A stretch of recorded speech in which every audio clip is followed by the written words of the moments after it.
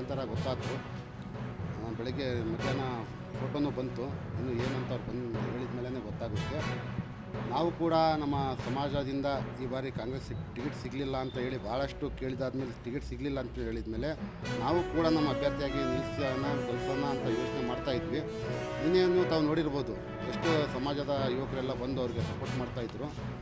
ಆದರೆ ಮುಖಂಡರು ಯಾರೇ ಹೋಗಲಿ, ಅವರು ಹೋಗಲಿ, ನಾನು ಹೋಗಲಿ, ಇನ್ನೊಬ್ಬರು ಹೋಗಲಿ, ಎಲ್ಲ ಹೋದರೂ ಕೂಡ ಮತ ಹಾಕೋರು ಮತದಾರರು ಅವರು ಒಂದಾಗಿದ್ದಾರೆ. ಅವರು ಯಾವುದೇ ಕಾರಣಕ್ಕೂ ಈ ಬಾರಿ ಕಾಂಗ್ರೆಸ್ ಪಕ್ಷಕ್ಕೆ ಮತ ಹಾಕಿದಾಗೆ ಬೇರೆ ಏನು ಅಭ್ಯರ್ಥಿ ಇದ್ದಾರೆ ಅವ್ರಿಗೆ ಮತ ಹಾಕೋದಂತೂ ಗ್ಯಾರಂಟಿ ಸರ್. ಇದು ರಾಜಕೀಯ ತಂತ್ರ ಪ್ರತಿತಂತ್ರ ಎಲ್ಲ ಇದ್ದಿದ್ದೆ ಚುನಾವಣೆ ಮೇಲೆ. ಅವರು ಮಾಡಿದ್ದಾರೆ, ಈಗ ನಾವು ಮುಂದೇನು ಏನು ಮಾಡಬೇಕು ಅದನ್ನು ನಾವು ಮಾಡ್ತೀವಿ. ಈಗ ಎಲ್ಲ ಬೇಜಾರಿದ್ದಾರೆ. ಈಗ ನೀವು ನೋಡ್ಬೋದು, ಭಾಳಷ್ಟು ಯುವಕರೆಲ್ಲ ಭಾಳ ಬೇಜಾರಾಗಿದ್ದಾರೆ. ಇದು ಇನ್ನೂ ಜ್ವಾಲೆ ಏನಿತ್ತು ಇನ್ನೂ ಜಾಸ್ತಿ ಆಗ್ತದೆ ವಿನ ಕಡಿಮೆ ಆಗಲ್ಲ.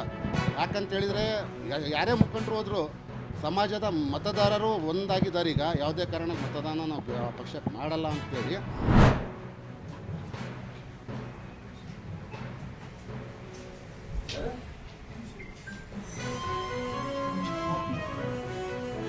ಫ್ಯಾಮಿಲಿಯರು ಇವತ್ತೆಲ್ಲ ದೊಡ್ಡ ದೊಡ್ಡ ಅವಾಗ ದಾವಣಗೆರೆ ವ್ಯಾಪಾರಸ್ಥರ ಕ್ಷೇತ್ರ ಆಗಿತ್ತು.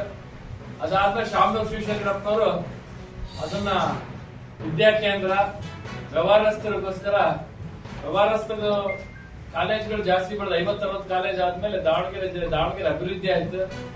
ಶಾಂತಿ ನೆಲೆಸ್ತು. ಫಸ್ಟ್ ಶಾಂತಿ ನೆಲೆಸಿದ ಮೇಲೆ ಅಭಿವೃದ್ಧಿ ಆಗಿದ್ದು. ದಾವಣಗೆರೆ ಅಭಿವೃದ್ಧಿ ಆದ್ಮೇಲೆ ಮುಂಚೆಲ್ಲ ಹಳೆ ಊರುಗಳಿಂದ ಕೊಡಪಾನ ತಗೊಂಡು ಇದಕ್ಕೆ ಹೋಗ್ತಾ ಇದ್ರು, ಬಾತಿಗೆ ಗಾಡಿಗಳು ತಗೊಂಡು ಗಾಡಿ ಅದೆಲ್ಲ ಕುಂದವಾಡಕೆರೆ ಮಾಡಿದ್ರು. ಮಲ್ಲಿಕಾರ್ಜುನ್ ಅವರು ಟಿವಿ ಸ್ಟೇಷನ್ ಮಾಡಿದ್ರು. ಹಲವು ದಾವಣಗೆರೆ ಅಭಿವೃದ್ಧಿ ಮಾಡಿದ್ಮೇಲೆ ಇವತ್ತು ದಾವಣಗೆರೆ ಅಭಿವೃದ್ಧಿ ಆಯ್ತು. ಅದ್ರ ಜೊತೆಗೆ ಬಿಜೆಪಿಯವರು ಹಿಂದೂ ಮುಸ್ಲಿಂ ಅಂತ ಹೇಳಿ ಜಗಳ ಆಡಿಸಿ ಗಲಾಟೆ ಎಬ್ಸಿದ್ರು.